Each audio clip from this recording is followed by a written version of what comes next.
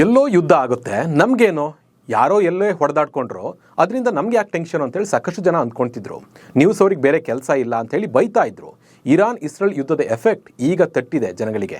ಪ್ರಪಂಚದಲ್ಲಿ ಯಾವುದೋ ಮೂಲೆಯಲ್ಲಿ ಯುದ್ಧವಾದರೆ ನಮಗೆ ಹೇಗೆ ಬಿಸಿ ತಟ್ಟುತ್ತೆ ಅನ್ನೋದಕ್ಕೆ ಈ ಒಂದು ಯುದ್ಧವೇ ಸಾಕ್ಷಿ ಅಂತಲೇ ಹೇಳ್ಬೋದು. ಮೊದಲೆಲ್ಲ ನಮಗೆ ನಮ್ಮ ಮನೇಲಿ ಎಲ್ಲರೂ ಸಿಲಿಂಡರ್ ಖಾಲಿ ಆದರೆ ಅಕ್ಕಪಕ್ಕದ ಮನೆಗೆ ಹೋಗಿ ನಮ್ದು ಗ್ಯಾಸ್ ಬುಕ್ ಮಾಡಿದ ಮೇಲೆ ನಿಮ್ಗೆ ವಾಪಸ್ ತಂದು ಕೊಡ್ತೀವಿ ಅಂತೇಳಿ ಹೋಗಿ ತಗೊಬರ್ತಾ ಇದ್ವಿ. ಬಟ್ ಈಗ ಹೋಗಿ ಕೇಳಿದ್ರು ಕೂಡ ಯಾರು ಕೂಡ ಗ್ಯಾಸನ್ನು ಕೊಡಲ್ಲ ಅಂಥ ಪರಿಸ್ಥಿತಿ ನಿರ್ಮಾಣ ಆಗಿದೆ. ಅಷ್ಟೇ ಅಲ್ಲ, ಫಸ್ಟೆಲ್ಲ ಮನೆಯಿಂದ ಹೊರಗೆ ಗ್ಯಾಸ್ ಅಂಡೆಯನ್ನು ಇಡ್ತಾ ಇದ್ರು. ಈಗ ಯಾರು ಕದ್ಕೊಂಡು ಹೋಗ್ತಾರೇನೋ ಅಂತ ಹೇಳಿ ಮನೆಯ ಒಳಗೆ ಗ್ಯಾಸ್ ಸಿಲಿಂಡರ್ನ ಇಡ್ತಾ ಇದ್ದಾರೆ. ಹೋಟೆಲ್, ದೇವಸ್ಥಾನ, ಕಲ್ಯಾಣ ಮಂಟಪ, PG, ಆಟೋ ರಿಕ್ಷಕ್ಕೆ ಯುದ್ಧದ ಎಫೆಕ್ಟ್ ನೇರವಾಗಿ ತಟ್ಟಿದೆ. ಈಗಲೇ ಹಿಂಗೆ ಮುಂದೆ ಏನು ಅನ್ನೋ ಚಿಂತೆ ಶುರುವಾಗಿದೆ. ಸೌದೆಗೂ ಬೇಡಿಕೆ ಹೆಚ್ಚಾಗಿದೆ. ಒಂದು ರೀತಿ ಕೊರೋನಾ ಲಾಕ್ಡೌನ್ ಅಂತೆ ಅನುಭವ ರಾಜ್ಯದಲ್ಲಿ ಶುರುವಾಗಿದೆ. ಹೇಗೆ ಕೊರೋನಾ ಟೈಮ್ನಲ್ಲಿ ಜನ ಬೆಂಗಳೂರನ್ನು ಬಿಟ್ಟು ಹಳ್ಳಿ ಕಡೆ ಹೋದ್ರು, ಈಗ ಹಾಗೆ ಆಗುತ್ತಾ ಅಂತ ಹೇಳಿ ಪ್ರಶ್ನೆ ಎದ್ದಿದೆ. ಈ ಬಗ್ಗೆ ಕಂಪ್ಲೀಟ್ ಆದ ಮಾಹಿತಿಯನ್ನು ನೀಡ್ತಾ ಹೋಗ್ತೀನಿ. ನಾನು ನಿಮ್ಮ ಶಿವರಾಜ್ ಬಾಣಂಕಿ. ನೀವು ಸುದ್ದಿಯಾನದ ಸಬ್ಸ್ಕ್ರೈಬರ್ ಆಗೋದನ್ನು ಮರಿಬೇಡಿ. ಇರಾನ್ ಅಮೆರಿಕ ನಡುವಿನ ಯುದ್ಧದ ಕಾರ್ಮೋಡ ಭಾರತದ ಮೇಲೆ ನೇರವಾಗಿ ಬಿದ್ದಿದೆ ಅಂತಲೇ ಹೇಳ್ಬೋದು. ಯುದ್ಧ ಆರಂಭವಾಗಿ ಇಂದಿಗೆ 11 ದಿನಗಳು ಕಳೆದಿವೆ. ಈ ಸಂದರ್ಭದಲ್ಲಿ ಗ್ಯಾಸ್ ಸಿಲಿಂಡರ್ ಬೆಲೆ ಏರಿಕೆಯಾಗಿದೆ. ವಾಣಿಜ್ಯ ಮತ್ತು ಗೃಹ ಬಳಕೆಯ ಸಿಲಿಂಡರ್ ಬೆಲೆ ಏರಿಕೆಯಿಂದ ಗ್ರಾಹಕರು ಮತ್ತು ಮನೆಯಲ್ಲಿ ಅಡುಗೆ ಮಾಡ್ತಿದ್ದವರು ತತ್ತರಿಸಿ ಹೋಗಿದ್ದಾರೆ ಅಂತಲೇ ಹೇಳ್ಬೋದು. ಇರಾನ್ ಇಸ್ರೇಲ್ ಯುದ್ಧದಿಂದ ಗ್ಯಾಸ್ ಸಿಗದೆ ಒಂದಷ್ಟು ಹೋಟೆಲ್ಗಳು ಕ್ಲೋಸ್ ಆದರೆ ಇನ್ನು ಕೆಲ ಹೋಟೆಲ್ಗಳಲ್ಲಿ ಬೆಲೆ ಏರಿಕೆ ಆಗಿದೆ. ದೋಸೆಗಳು ಸಿಗ್ತಾ ಇಲ್ಲ, ಬೋಂಡಾ ಬಜ್ಜಿ ಕೂಡ ಮಾರ್ತಾ ಇಲ್ಲ. ಕಡಿಮೆ ಖರ್ಚಿನಲ್ಲಿ ಆಗೋ ತಿಂಡಿ ತಿನಿಸುಗಳು ಮಾತ್ರ ಸಿಗ್ತಾವೆ. ಅದು ಎಷ್ಟು ದಿನ ಅಂತೇಳಿ ಹೇಳೋಕ್ಕಾಗಲ್ಲ. ಇವತ್ತು ನನಗೆ ಇದರ ಅನುಭವ ಆಯಿತು. ನಿನ್ನೆ ತನಕ ನಾನು 2 ಇಡ್ಲಿಗೆ 30 ರೂಪಾಯಿ ಕೊಡ್ತಾ ಇದ್ದೆ. ಇವತ್ತು ಹೋಗಿ ಇಡ್ಲಿ ಕೊಡಿ ಅಣ್ಣ ಅಂತ ಕೇಳಿದೆ, 5 ರೂಪಾಯಿ ಜಾಸ್ತಿ ಆಗಿದೆ ಅಂತ ಹೇಳಿದರು. ಯಾಕಂದರೆ ನಾನು ನಿನ್ನೆ 30 ರೂಪಾಯಿ ಮಾಡಿದೆ, ಇವತ್ತು 30 ರೂಪಾಯಿ ಫೋನ್ಪೇ ಮಾಡೋಕ್ಕೆ ಹೋದೆ, ಬಟ್ 35 ರೂಪಾಯಿ ಅಂದರು. ಹೀಗೆ ರೇಟ್ ಹೆಚ್ಚಾಗಿದೆ. ಬಟ್ ಇದು ಅವರಿಗೂ ಕೂಡ ಅನಿವಾರ್ಯ ಅಂತಲೇ ಹೇಳ್ಬೋದು. ಯಾಕಂದರೆ ಎಲ್ಲೂ ಕೂಡ ಕಮರ್ಷಿಯಲ್ ಗ್ಯಾಸ್ ಅಂಡೆ ಸಿಗ್ತಾ ಇಲ್ಲ. ಸಿಕ್ಕಿದ್ರೂ ಅದರ ರೇಟ್ ಕೂಡ 3 ಪಟ್ಟು ಹೆಚ್ಚಿದೆ. 1,500ಕ್ಕೆ ಸಿಗ್ತಾ ಇದ್ದ ಗ್ಯಾಸ್ ಈಗ 4,500 ಕೊಟ್ಟರು ಕೂಡ ಸಿಗದ ಪರಿಸ್ಥಿತಿ ಇದೆ. ಹೀಗಾಗಿ ಹೋಟೆಲ್ಗಳಲ್ಲಿ ರೇಟ್ ಹೆಚ್ಚಾಗಿದೆ. ಇನ್ನು ಕೆಲವು ಹೋಟೆಲ್ಗಳು ಸೌದೆಯನ್ನು ಬಳಸಿ ಅಡುಗೆಯನ್ನು ಮಾಡ್ತಾ ಇದ್ದಾರೆ. ಬಟ್ ಬೆಂಗಳೂರಿನಂಥ ನಗರದಲ್ಲಿ ಎಲ್ಲ ಕಡೆ ಕೂಡ ಸೌದೆ ಸಿಗ್ತಾ ಇಲ್ಲ. ಕೆಲವು ಈ ಫರ್ನಿಚರ್ ಅಂಗಡಿಗಳೆಲ್ಲ ವೇಸ್ಟೇಜ್ ಎಲ್ಲ ಇರ್ತವೆ, ಅವನ್ನ ಕೊಟ್ಟರು ಕೂಡ ಅದು ಡಬಲ್ ರೇಟ್ ಆಗಿದೆ. ಈಗ ಗ್ಯಾಸ್ ಇದ್ದಷ್ಟು ದಿನ ವ್ಯಾಪಾರ ನಡೆಸ್ತೀವಿ, ಆಮೇಲೆ ಕ್ಲೋಸ್ ಮಾಡ್ತೀವಿ ಅಂತ ಹೇಳಿ ಹೋಟೆಲ್ ಮಾಲೀಕರು ಹೇಳ್ತಾ ಇದ್ದಾರೆ. ಬೆಂಗಳೂರಿನಲ್ಲಿ ಲಕ್ಷಾಂತರ ಜನ ಹೋಟೆಲ್ ನಂಬಿ ಜೀವನವನ್ನು ನಡೆಸ್ತಾ ಇದ್ದಾರೆ. ಒಂದು ವೇಳೆ ಬೆಂಗಳೂರಿನಲ್ಲಿರುವ ಅರ್ಧಕ್ಕರ್ಧ ಹೋಟೆಲ್ ಕ್ಲೋಸ್ ಆದರೆ ದೊಡ್ಡ ಸಂಕಷ್ಟ ಎದುರಾಗಲಿದೆ. ಹೋಟೆಲ್ ಮಾಲೀಕರಿಗೂ ಹಾಗೂ ಹೋಟೆಲ್ ಊಟವನ್ನು ಮಾಡ್ತಾ ಇದ್ದವರಿಗೂ ಕೂಡ ಇದರ ಎಫೆಕ್ಟ್ ತಟ್ಟಲಿದೆ. ದೇವಸ್ಥಾನದಲ್ಲೂ ಊಟ ಕ್ಲೋಸ್.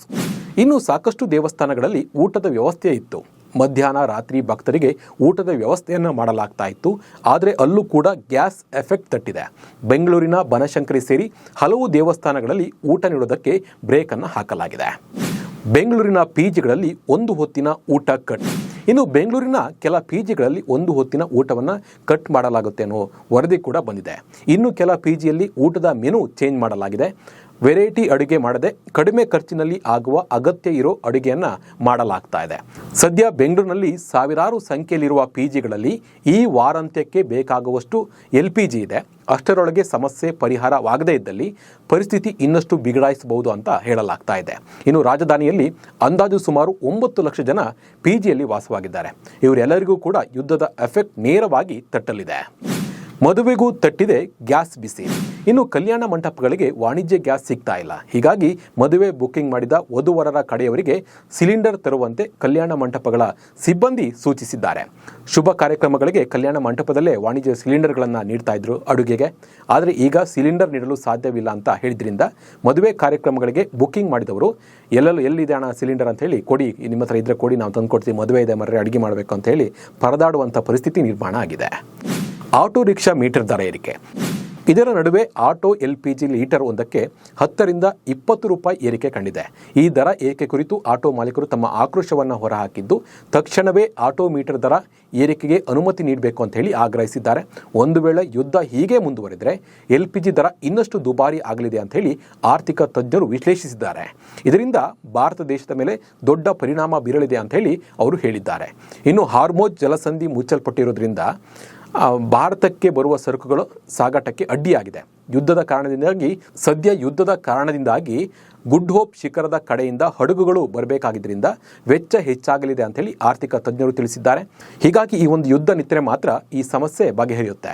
ಇನ್ನು ಗ್ಯಾಸ್ ಉಳಿಸುವ ಉದ್ದೇಶದಿಂದ ಹೆಚ್ಚಿನ ಸಮಯ ತೆಗೆದುಕೊಳ್ಳುವ ತಿಂಡಿಗಳನ್ನು ಹಲವು ಹೋಟೆಲ್ನವರು ಮೆನು ಲಿಸ್ಟ್ನಿಂದ ಕೈಬಿಟ್ಟಿದ್ದಾರೆ. ಹಾಗೆ ವಾಣಿಜ್ಯ ಹಿತಾಸಕ್ತಿಗಿಂತ ಹೆಚ್ಚಾಗಿ ಗೃಹ ಬಳಕೆಯ ಪೂರೈಕೆಗೆ ಆದ್ಯತೆ ನೀಡಲು ಕೇಂದ್ರ ಸರ್ಕಾರ ನಿರ್ಧರಿಸಿರುವ ಹಿನ್ನೆಲೆಯಲ್ಲಿ ವಾಣಿಜ್ಯ ಬಳಕೆಯ ಸಿಲಿಂಡರ್ ಅಭಾವ ಎದುರಾಗಿದೆ.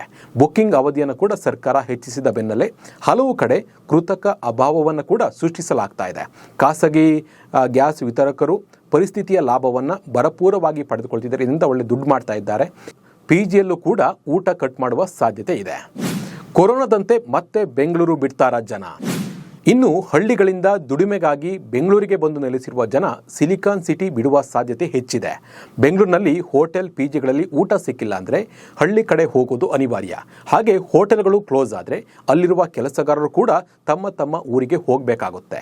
ಮಾಲೀಕರು ವ್ಯಾಪಾರ ಇಲ್ಲದೆ ಅವರಿಗೆ ಸಂಬಳ ಕೊಡೋದು ಕೂಡ ಕಷ್ಟ ಆಗುತ್ತೆ. ಹೀಗಾಗಿ ಇಬ್ಬರಿಗೂ ಇದರಿಂದ ಎಫೆಕ್ಟ್ ಆಗುತ್ತೆ. ಹೀಗಾಗಿ ಕೊರೋನಾದಲ್ಲಿ ಆದಂಥ ಬೆಳವಣಿಗೆಗಳು ಈಗ ಇರಾನ್ ಇಸ್ರೇಲ್ ಯುದ್ಧದಿಂದ ಕರ್ನಾಟಕದಲ್ಲಿ ಆಗ್ತಾ ಇದೆ. ಯುದ್ಧ ನಿಂತು ಹೋದರೆ ಎಲ್ಲವೂ ಸರಿಯಾಗುತ್ತೆ. ಹೀಗಾಗಿ ಯುದ್ಧ ಮುಂದುವರಿಸಿದರೆ ಜನ ಪರದಾಡಬೇಕಾಗುತ್ತೆ. ಈ ಬಗ್ಗೆ ನಿಮ್ಮ ಅನಿಸಿಕೆ ಮತ್ತು ಅಭಿಪ್ರಾಯವನ್ನು ಕಮೆಂಟ್ ಮೂಲಕ ತಿಳಿಸಿ. ನಮಸ್ಕಾರ.